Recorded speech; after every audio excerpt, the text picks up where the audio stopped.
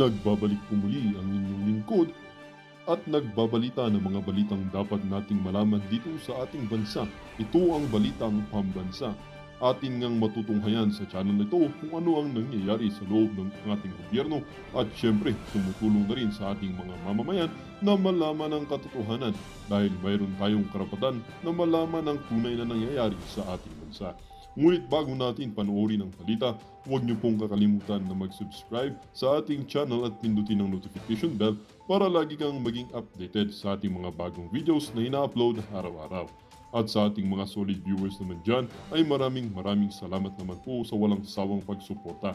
At syempre, huwag din pong kakalimutan mag-iwan ng like at i-share ang ating mga videos. At kung mayroon ka naman pang opinion, ang ating comment section ay bukas para sa inyong mga hinaing.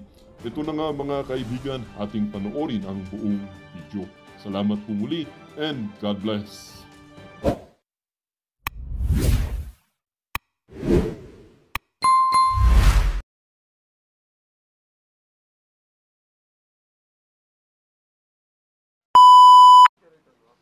Nasinulat ko po yun. Is it true na sinulat ko po your yan? blogs, nakita ko yung mga nakalagay sa blog mo. It's either this post is protected by Article 3, Section 4 of the 1987 Philippine Constitution at saka defend free speech and no to bullies. Your Honor, Would that be true? Your Honor, una po wala po akong blog, so that's just my personal Facebook account. And yes, nilalagay ko po yun, yung disclaimer na yan, kasi nga po, medyo sensitive po ngayon tayo sa mga ganyang post, di ba? So I have to remind the readers also that these are just opinions, these are just reactions, it's no news, and our free speech is protected by our Constitution. Mr. Chair, simple lang po naman yung tanong ko eh. Ano po yun, Your Honor? Ang tanong ko lang naman po pwedeng sagutin ng totoo. Yes. Kasi ang tanong ko lang kung lahat sa iyong post may nilalagay ka na this post is protected by Article 3, Section 4 of the 1987 Constitution at saka defend free speech at saka no to bullies. Yes or no? No, Yun lang sir. po, I do not need an explanation. Sir, no, sir. Not all, but most of my posts, may nakalagay pong ganon. Lately, ha? Lately po, ganon. Pero sometimes ay nakakalimutan kong ilagay yon. But as much as possible, nilalagay ko po because that's also advice din ng mga kaibigan kong abogado. Yes. May I know what Article 3, Section 4 of the 1987 Constitution all about? It's about free speech, sir. And would you know, Madam Kiambao, that free speech is not absolute? I understand, sir. You understand? Yes, sir. Yes, Your Mabuti. Honor. Now, matanong ko po ba, no to bullies, who are you referring to? Marami po talagang bullies din sa online at Sino po marami yung po. nagbubuli sa inyo? O ikaw ang nambubuli?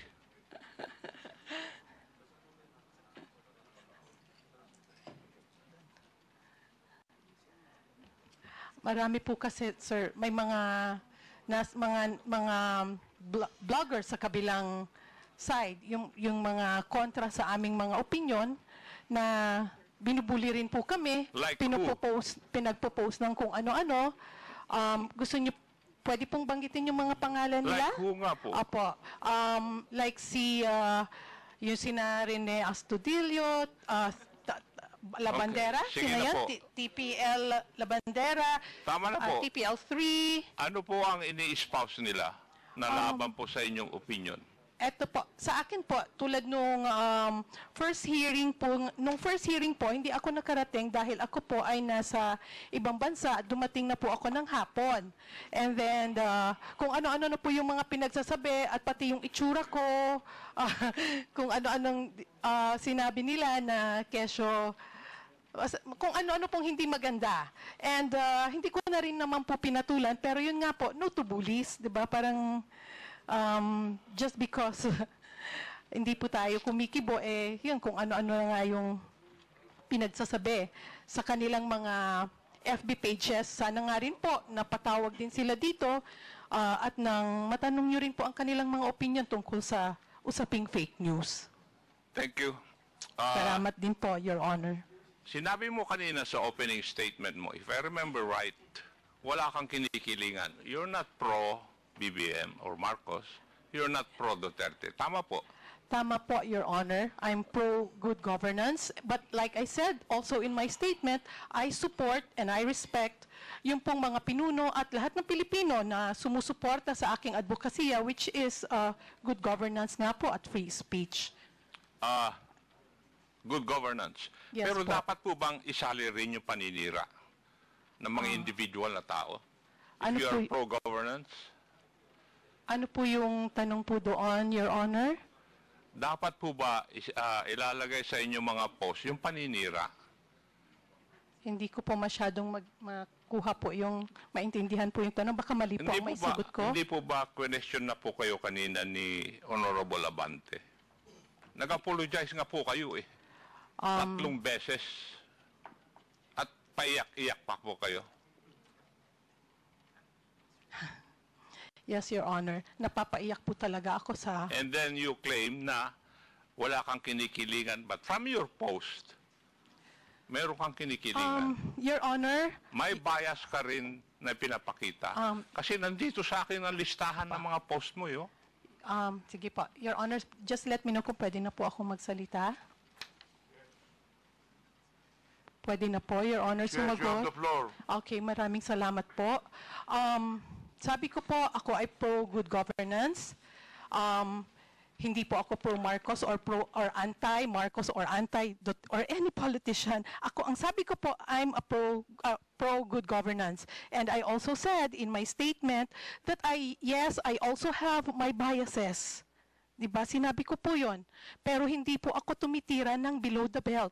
I did not say na wala akong bias or wala akong kinikilingan. Obviously, tulad ng sabi ko, sinusuportahan ko ang mga pinuno, ang mga Pilipino na nagtataguyod ng good governance at free speech. So yes, may bias po ako. Kung sino po yung tingin ko na pinuno na nagtataguyod nito, yun po yung medyo bias po ako doon. Pasensya na po. Thank you. Maraming salamat din po, Your Honor. Yeah. In one of your blogs, kasi hindi ka yata naka-attend, di po ba? Yes, Your Pero Honor. ipinost mo na, and I would like to quote, wait, did they not say that the hearing is meant to investigate their so-called pogo vloggers, narco vloggers, and fake news purveyors? If you're not one of those, why be there and allow yourselves to get insulted and unfairly labeled, accused by some dimwits whose obvious intention is to create a chilling effect? Now that you are here, Madam Reyes, did you feel this? Again, sir? Did I feel... Dito, yung mga sinabi mo sa blog mo that if you're not any of those, why be there and allow yourselves to get insulted and unfairly labeled or accused by some dimwits, whose obvious intention is to create a chilling effect? Sir, Your Honor, that was my emotion at that time and my opinion. Again, that's what I felt. Sino po yung mga dimwits na sinasabi mo? Wala naman po akong pinapangalanan, sir. Sino po ba ang pinatatamaan mo dito sa post mo na ito? May I say? May I ask pala? Ikaw naman, Iha. Wala. Pasensya na po, sir, kung... Pero yun nga Hindi mo naman sinasagot yung tanong ko eh. Did you feel na ikaw ay na-insult dito? Yes, Your You're Honor. unfairly labeled or accused Yes. by some dimwits? Your Honor, yes, I felt insulted. Naapektuhan po talaga din yung aming mga... Sino po ang nag-insulto sa inyo? Your Honor, kung makikita niyo po yung mga balita ngayon... Hindi, ang aming sino mga- nga nag-insulto sa inyo ngayong araw na ito? Kasi yun ang sinasabi mo dahil dapat nga hindi Your kayo Honor. attend ng hearing na ito dahil you will you will allow yourselves to get insulted and unfairly labeled. Your Honor, pwede na pong sumagot. Sa tanong niyo po kung sinong nang insulto sa akin, ayoko pong sabihin ngayong araw insulto, na ito pero dito. po, ngayon pong araw na to, natawag po ako ng tanga. Sino Hindi pong po ba? tumawag sa inyo na tanga? Mr. Chairman, For the information of everyone, that word was already stricken off the record. Sinagot ko lang po, Your Honor, yung tinanggal tanong na po niya. natin yun sa minutes. Yes, Your Honor, I understand. Sinagot ko lang po yung tanong ni Your Honor, Congressman Acop, kasi nga tinanong niya kung sino pong nang insulto sa akin. Ayokong isiping insulto po yun, pero kasi naniniwala ako na yung mga ganyang salita ay gawa din lang ng galit niya siguro. Kaya okay lang. Ang gusto ko lang po sigurong, ang masakit lang kasi, anyway, yun lang po yung sagot ko dun sa tanong niya na Pero Yun po, sinabi tanga. mo rin na yung magtatanong sa iyo o mag-i-insult sa iyo isang dimwit. Di po ba? Inunahan mo na eh. Doon sa vlog mo. Di ba? Opo. Yes. It's there in your blog. It is what it is, sir, and yun nga po, that's my, Ikaw ang nauna, Yeah. hindi yung kwan. Kasi inuna mo nang sinabi na kung a-attend yung mga vloggers, they will be labeled or accused by some dimwits. Your Honor, kung titignan niyo po ay yung mga bali-balita ngayon, naidikit na po yung mga pangalan namin sa mga salitang fake news blogger, fake news purveyor, narco bloggers, pogo bloggers, nakadikit na po yon. In fact, yung latest kagabi, sinabi na ikukulong na yung mga parang 11 bloggers. Kami po yon, i-detain. Sino po yung Nasa balita po, Your Honor. kanino pong balita? Marami po, pwede po nating makita mamaya, pero may mga bali-balita na po. Mga mainstream media po ang nagbalita at idinikit na po yung pangalan namin directly sa mga salitang yan. Nakakalungkot po kasi syempre, hindi naman po namin ma-explain yung mga sarili Miss namin MJ, sa lahat. Mr. can I Chairman? cut you off? Yes, Your Honor. May we know yung sinasabi mong nasa balita? Opo. Pwede mo kang pakita sa amin dito? Opo, Your Honor. Saan balita na ikukulong kayo? Sino nagbalita? You mentioned mainstream, so that would be GMA, ABS-CBN. Yes. Pwede mong ipakita rito, mainstream preba po. na merong nagpalabas ang mga mainstream media na ikukulong kayo? Because Wait I have lang, not Your heard Honor. of any Meron po. mainstream media saying about this supposedly na pagkulong sa inyo. Pwede mo bang ipapakita rito yung prueba, ebidensya, Meron pa. proof that this mainstream media has been saying na ikukulong kayo? Yes, Your Honor. Pwede kong ipakita sa inyo mamaya kung gusto niyo po. Kasi na-screenshot ko Sinong naman mainstream po yan. media ba yung sinasabi mo? Can you just give me Radyo Mindanao Network? At saka meron pa marami pa akong nabasa kasi pino-forward nga po sa amin, sir, yung Mr. Chairman. mga Baka ganyan. hindi naman mainstream media yon. Because this is also social media personalities. meron din, oo. I don't think No, sir, if mainstream it is a legitimate media outlet, It is, Your if it is a Honor. mainstream media, these are legit people. I don't think they will make irresponsible statements such as that. Mr. Chairman. Yun nga po, Your Honor. Yes, Representative Baduano. Anyway, with due respect to the statement made by Ms. Kiambao, ma'am, ganito kasi yan eh. Today's hearing will prove that indeed, if it is true, no? At saka dokumentado po yung sinasabi mo, na kahapon o kagabi, may mga ganong report, Meron. it will be proven that it is not correct at it is not true. Kasi, hindi naman kayo kinantepe unless in this hearing, you will violate our internal rules. Di ba? Now, hindi namin problema yun, ma'am. Kung may ganon. Kasi you were invited for the past several invitations. That's why you were issued a subpoena ad testificandum. Ay siguro, kung ano mang media yan, baka interpretation nila, pag wala kayo dito, makukontempt talaga kayo. Now, ma'am, second, ma'am, yung sinasabi mo ngayon, yung news ngayon, you're now in the news. Okay? And yesterday and Now, today, yes. and then, with regards to this hearing, nasa news kamo, and you were accused of being sa fake news, etc., etc. Ma'am, remember, you apologized 4 times on those issues. Na question sa iyo, and you apologize. And that's on record.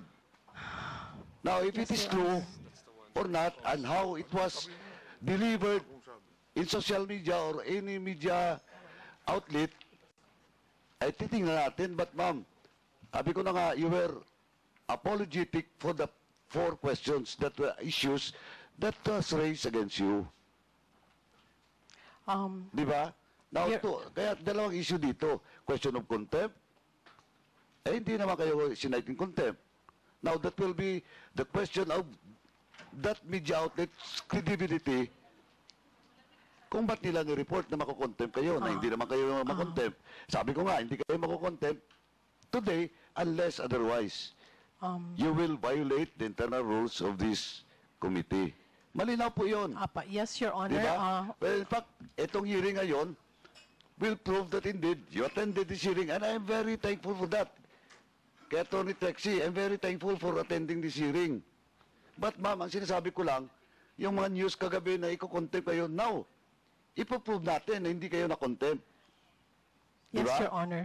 But question of fake news, question of you're telling something in your blogs, 4 na issue yun. Well, in fact, kinount talaga ni Chairman Abante, you apologize on those blogs that you have made. Your Honor, yes, Ganun Your lang po, Honor. that's on record. Your Honor, I was just reacting po doon sa, or responding doon po sa tanong ni Congressman Acop. Hindi ko po sinasabi at ina-assume na ganun po yung gagawin ninyo. Nirelay ko lang po sa inyo yung mga balita na kumakalat at kung paanong ang aming mga pangalan ay nasisira. Hindi ma'am, po ibig sabihin na dahil sa inyo, kundi dahil dito sa mga nire-report ng mainstream or ng social media about us na nakakasira. Those are fake news. Ma'am, Di po ba? that's why, ma'am, on the other hand, because you're attending this hearing, it only proves that you were not cited in contempt. Di ba? Yes, and You are exceptionated doon sa issue na pinalabas nila last night ba yun or the other day. Pero ngayon, yung lumalabas ngayon, again, I would just like to reiterate, yung lumalabas ngayon na fake news ka or et cetera, whatever, it was proven dito because you apologized. Now, it's up to them how to write the news or the item or whatever in their social media account. Bala sila. But ang sinasabi ko lang po, we are basing all based on facts dito. Well, in fact, yung reklamo mo kanina, na parang na-insulto ka, sabi nga ni Chairman, I was the one who moved. Diba, to strike out the unparliamentary statement made by my fellow colleague, my fellow chair sa Quadcom. Kaya gusto namin ipakita rin dito na we are fair here, ma'am. yeah, thank you, Your Honor. Thank you, Chairman. Again, sinagot ko lang po yung tanong. Hindi ko po gustong i-bring up ulit yung salitang yon sa akin, pero sinagot ko lang po ang tanong. Maraming salamat po. Representative Acop. Thank you, Mr. Chair. May I go to Madam Crisette Chu? Yes, sir. Are you still around? Yes, sir. Good afternoon. Good evening. Yes. Narinig ko po yung pagtatanong sa inyo ni Honorable Benny Abante. Tinanong ako po kayo kung sino yung mga congressmen na may mga anak o nakuan na nag-aaral kung saan-saan sa abroad. Di po ba? Yes, sir. Nagtanong kanina. Did you learn a lesson from that?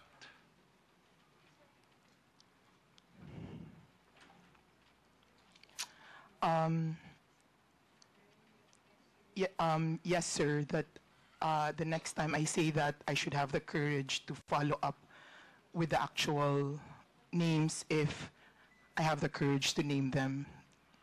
Okay. I would like to inform you, Madam Chu, Yes, na sir. hindi po ako isa sa mga congressmen na binabanggit mo. Sir, I know because that congressman is not here. I beg your pardon? Sir, I know, sir, because the congressman that I was referring to, it was based on the news, sir, and that Hindi, congressman... kasi ang sabi mo kasi, mga congressman. That's why I was asking that question. Did you learn anything from the interpellation of the Honorable Abante? And I'll tell you if you do not know. Sinasabi ko lang Yes, na sir. hindi po ako isa sa mga binabanggit mo na yun. Yes, sir. Yes, sir. At yung mga yes, sir. anak ko, hindi nag-aral sa abroad, nandito po sila lahat nagtatrabaho and they are good citizens of this country. Yes, sir. Good for you, sir. Hindi. Huwag mong good for you. It's my job as the father. No, no, sir. I did not mean it As I expect that disrespectfully, you should sir. also, if ever you have children, you should train your children to become good citizens of this country. Yes, sir. Sorry, I did not mean it disrespectfully. That's not my intention. I apologize if... Now, the lesson I would like to give to you is that you should, whenever you come up with your post, you should not generalize. Kasi mga congressmen, nilalahat mo, iha. That was not my intention, sir. I do not... Okay, I did why not did you mean... write it? I did not... Kaya nga sinasabi ko, ang lesson learned mo dapat dito, huwag ka nang mag-generalize sa mga post mo. Yes, Kasi sir. hindi I ka will nga be makasagot more kanina. Kung specific tinanong ka next ni, time, nung sir. tinanong ka ni Honorable Abante, you name the congressman. Yes, sir. You're right, sir. I will be specific if I do have issues with And for certain the other people. I'm sorry, bloggers, sir, for if you felt that I was alluding to generally. to tell you frankly, I felt insulted. Kasi you're referring to me also, mga congressmen. I understand, sir. Di ba? Ngayon, sa mga vloggers, kung titingnan ko, masyado kayong mga judgmental eh. That's one thing you should learn. Huwag po kayong maging judgmental. And I don't think you have the right to judge others. Di po ba? And the other thing that you forgot is that when you come up with your post, if you come up with informations, you did not exercise due diligence. Wala po kayong fact-checking kung totoo yung mga nire-report ninyo. Yun po yung aking observation kasi sa mga post na naharap sa amin. That is why nagkakaroon na tayo ng polarization. And that is one of the ill effects of fake news. Maski na nga yung national sovereignty natin, nahahati na tayo eh. And I hope this, you people are engaged in this kind of business, you will realize na dapat, hindi last hearing, tinanong ko nga yung mga nag-attend, ano po ba ang advantage ng fake news? Wala naman sumagot sa akin. Baka ngayon, meron kang sasagot sa akin, ano po ang advantage ng fake news para sa ating sosyedad o para sa ating bansa?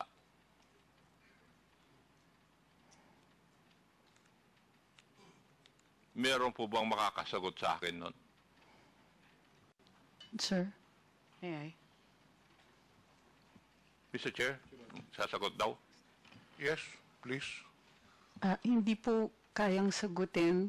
Kailangan po natin ng definition ng fake news. Kasi po, merong fake news na time-bound. Totoo ngayon, bukas hindi na totoo. Katulad ni Galileo na nagsabi na heliocentric ang Excuse me, Mr. Chair. solar system. Madam, please Opo. indulge me. Ano po yung unang statement ninyo? Baka po para magkaintindihan ay i-define po natin kung ano ang fake news. Yung sumunod na statement. Kasi minsan po, ang tinatawag na fake news ay time-bound. Posibleng totoo ngayon, bukas hindi na totoo. Katulad nga po ng heliocentric versus the geocentric solar system. Naparusahan po si Galileo. Pero 600 years later, nag-apologize ang simbahan. Dahil totoo pala siya.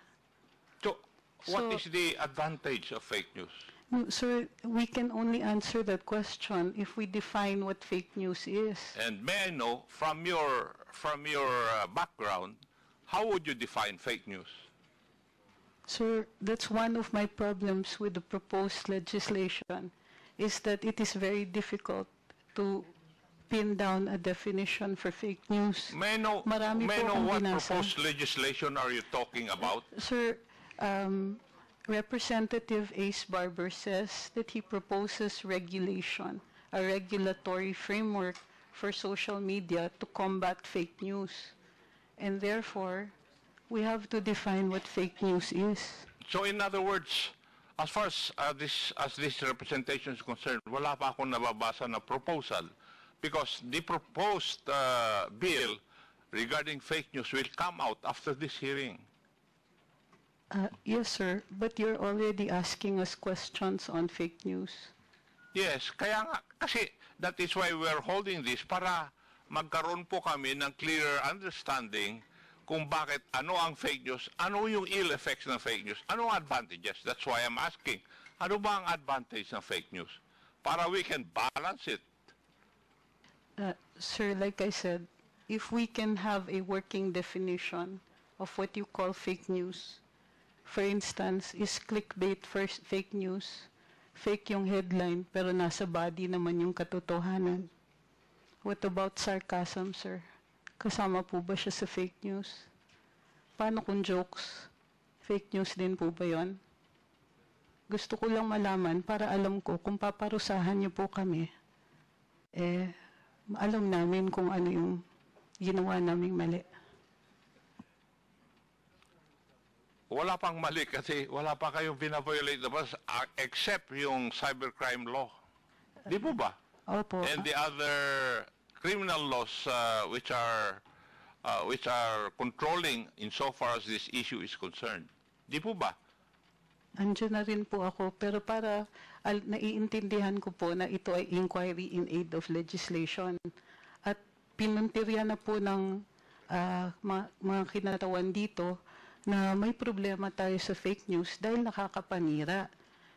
Pero sir, we're pointing out a wrong, but we don't know yet how we're going to define the wrong.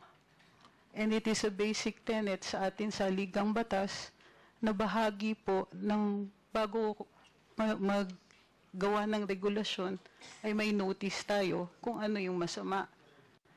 Gayun din po sa ating pagdidiskurso dito, kasama po dapat ang isang working definition. Ano po ba ang tinatawag natin na fake news? Baka kailangan din po ng diskurso doon. When we come up with the proposed bill, there will be a definition of terms, as always. Maraming So fake salamat news po. there will be defined. Maraming salamat po. Yes, that's the protocol of this legislative body. Whenever we come up with bills, we have a portion of that bill which define the terms embodied in the proposed bill. So nandun, i-define namin. Don't you worry. Salamat po.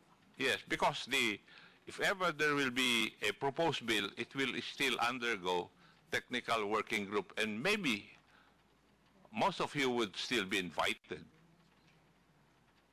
So your opinions on the matter will be known by the legislators. So magkakaroon po ng definition.